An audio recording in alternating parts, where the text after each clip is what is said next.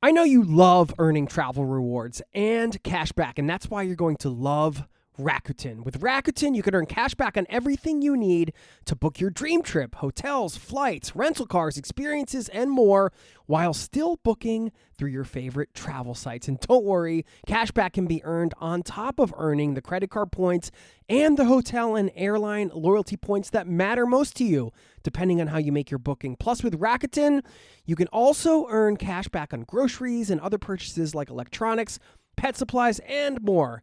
And the best part, you can join today for free and start earning cash back on top of your travel rewards. Go to Rakuten.com or get the app. That's Rakuten, Rakuten. Rakuten, the most rewarding way to shop.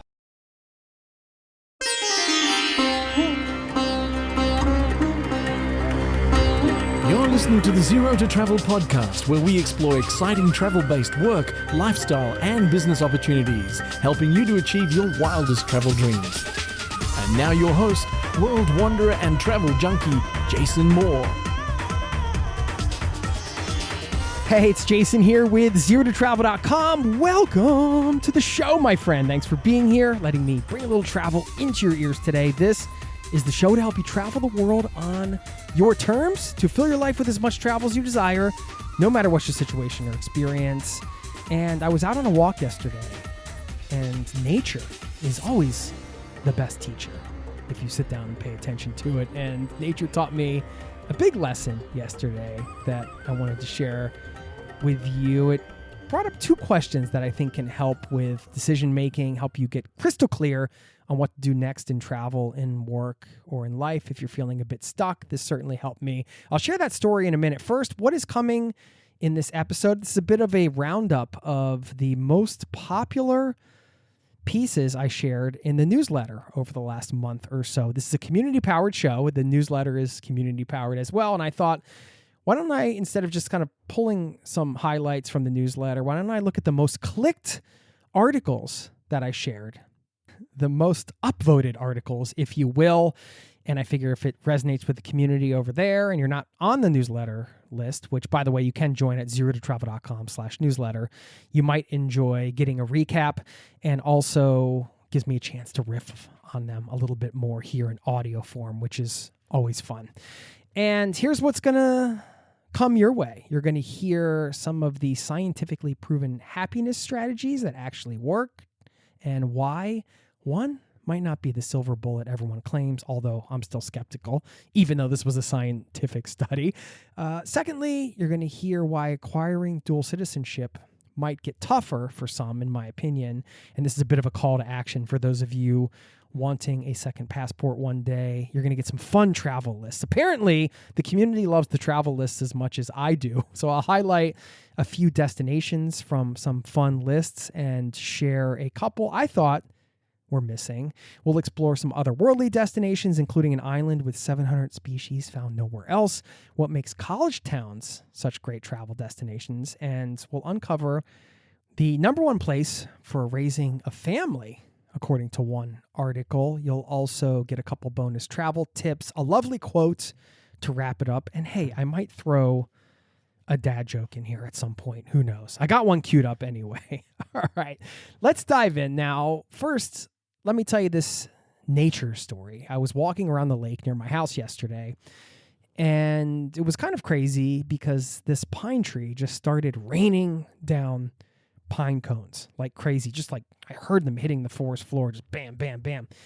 You know, in a way that it seemed unusual. It seemed very intentional by the tree. I looked up, I thought, is there a squirrel running around up there or something, you know, knocking all these things down?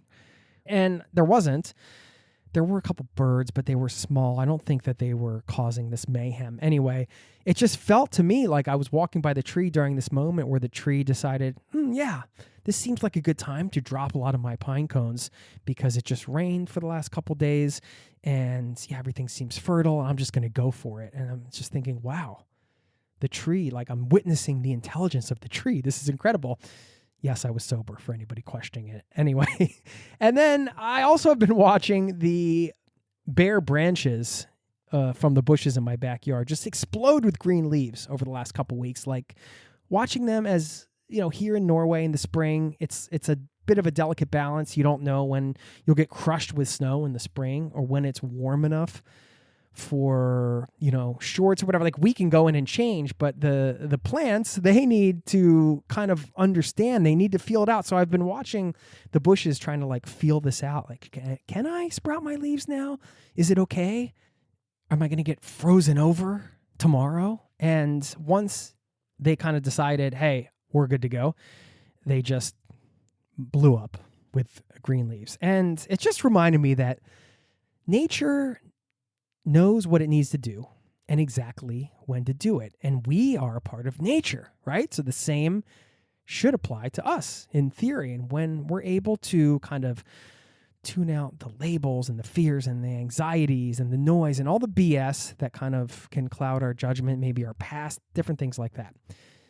Deep down, I feel like if we tune in, we know what we need to do and when we need to do it. Now, is that easy? No. But nature for me reminded me of that. Like, if we just look at ourselves as a piece of nature, if they can do it, we can do it too.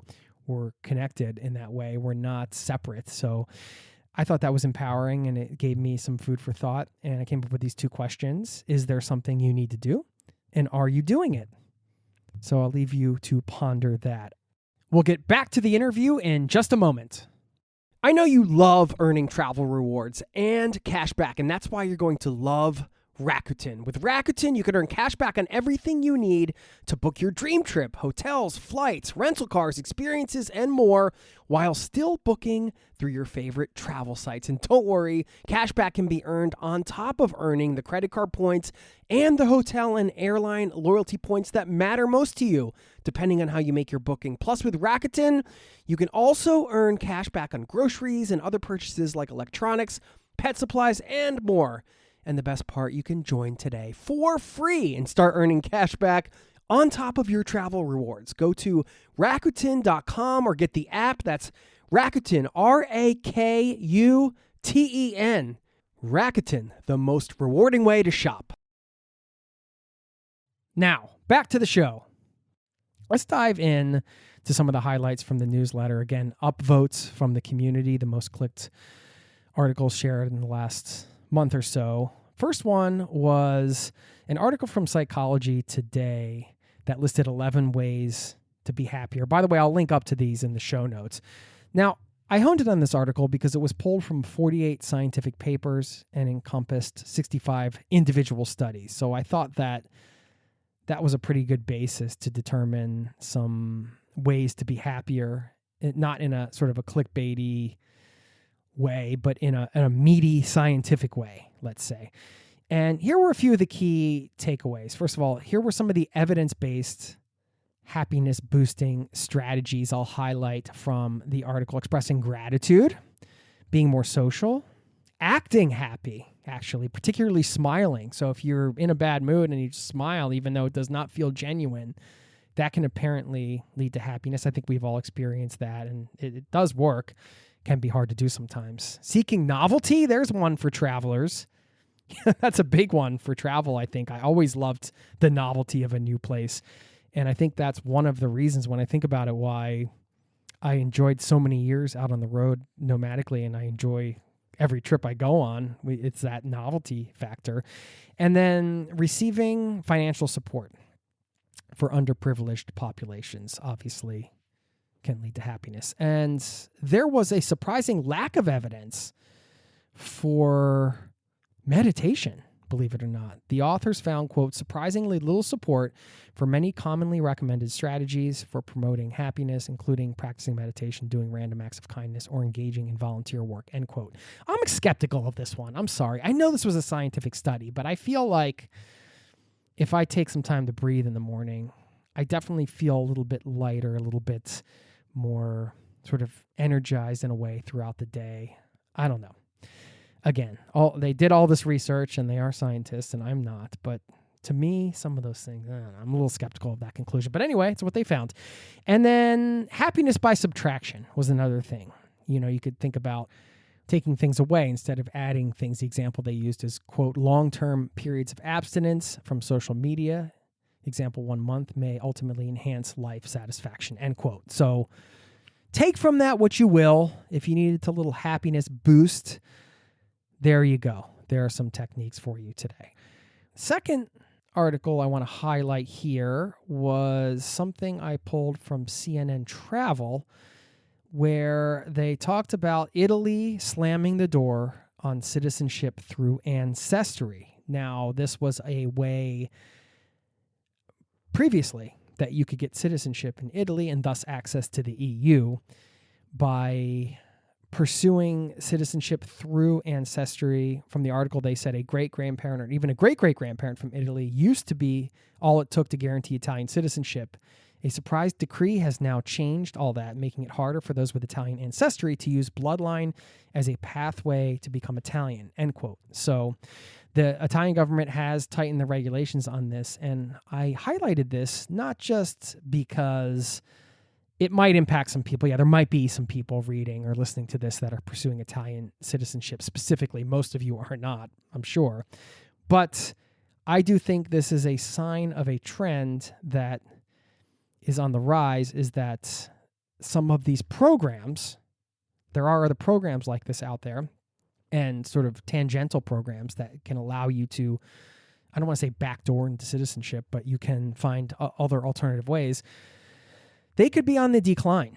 So my call to action around this is that if you have been considering dual citizenship and some of the different ways you can get it, don't delay. I mean, these policies can change anytime. So if you see a policy that's going to work for you, that's the call to action. Get on it. Get on it if that's something you want. Okay. Let's move into the travel list, which apparently, like I said, you guys love them as much as I do because they were very clicked through the newsletter, very much clicked. How would I say that? Through the newsletter community. And the first one I wanted to share, there was a Time Out article for the world's best cities for food. Now, their number one was New Orleans. That would be my consensus number one as well. I've just had so many incredible meals in New Orleans. Not just the food itself, but of course the company, the atmosphere, and the cuisine, which is so iconic and so distinctive, with the Cajun Creole influence and French and all the influences that go into the food there. And so that was not a huge surprise to see that at number one, and I actually would put it there as well, although I'm not a food expert. I enjoy food, but I'm by no means no expert on food around the world. But New Orleans is a no-brainer. If you're looking for a great foodie destination and music, food and music, can't beat it. Okay. Number 2 and 3 they had on the list, Bangkok, Thailand, and Medellin, Colombia. No Paris until number 9. And the surprise choice for me at number 20 to round out the list, San Jose, Costa Rica. Who knew? I've been there, and I don't remember having incredible food, but again, I was on a very strict backpacker's budget, so no surprise that I missed it there. Okay, second list I want to highlight, something that you all seem to enjoy as well, is a list from Wanderlust magazine of 9 otherworldly destinations that feel like they belong on another planet. That was the title of the article, and I have had the founder of Wanderlust magazine on the podcast. You can search for that one if you want to listen in the archives. They have some cool articles over there, and I do think there is something truly magical about natural landscapes that make you think, am I still on the same planet? Like, did I wake up on another planet somehow? And that's why I really enjoyed this article. Number 1 on the list, Bolivia's Salar de Uyuni. It's the world's largest salt flat at more than 10,500 square kilometers, and a destination that I kind of regret not seeing through my travels in South America. My favorite from the list, Socotra, Yemen.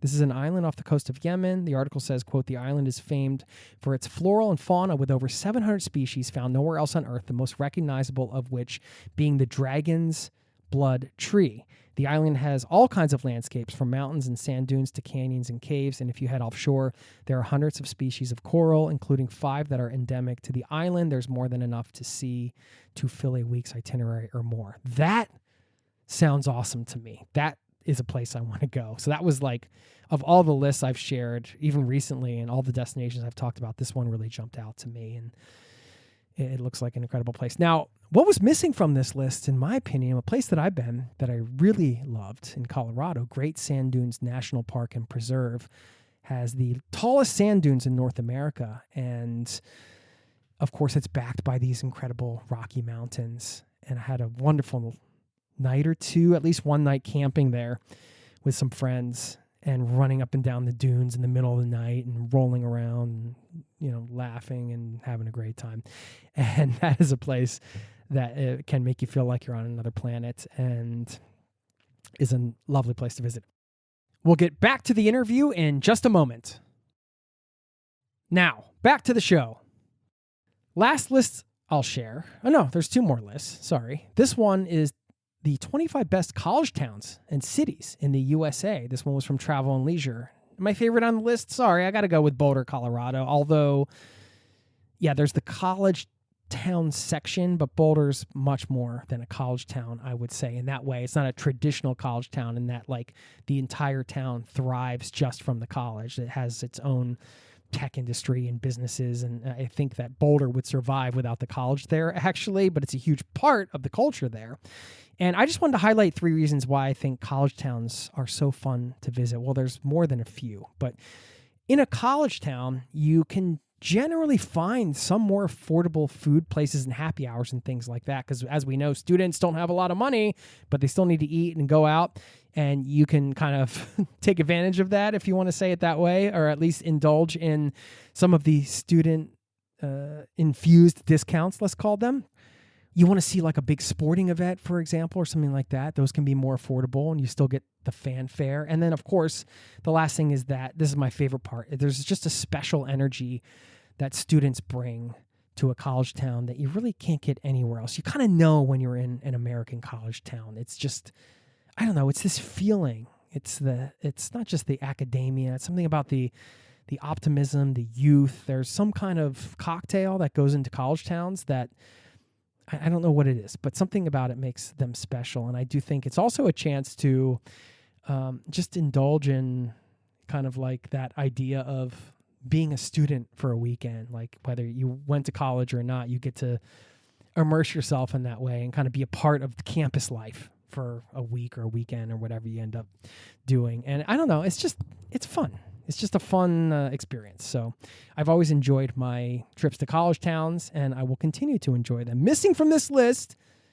my college town, Penn State University, State College, PA. Sorry. Should have been on the list. Okay. One last list from Afar magazine. We've also had their founder on this podcast. The 5 best countries for raising a family. Number 1, Australia. Missing from this list, the Scandinavian countries. No Scandinavian countries on this list. What's up with that? Probably the cost or maybe difficult visas. I'm not going to go too much into detail with this list because it did involve a lot of, visa and immigration issues and things like that. If you're talking about raising a family, you got to get the family into the country first. So there are a lot of considerations, but I thought it would just be fun to share it here, and it was a very clicked article. Okay, before I let you go and leave you with this quote as well, I want to share a couple bonus tools. I did share a tool from the U.S. Department of Transportation that helps you figure out what you may be entitled to if an airline cancels your flight or makes a significant change, regardless of the reason.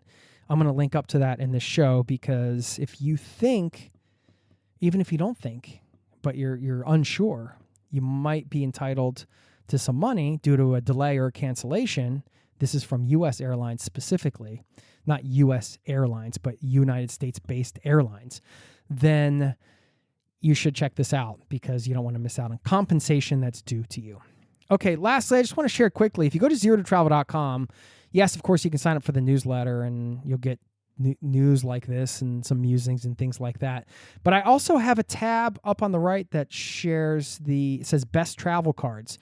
So if you're looking for some of the best travel rewards and points credit cards, that's updated continually each month. So you'll see the best cards for any given month. So you can just go to that link there if you're into that sort of thing. Okay. I hope you enjoyed that. These are fun.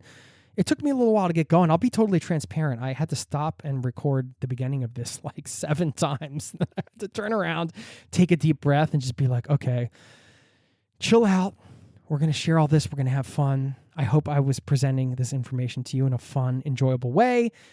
Give me some feedback. I don't want this to be a one-way conversation. Please let me know your thoughts and any guests you want me to have on. If you want me to do more solo episodes on X, Y, or Z topic, get in touch.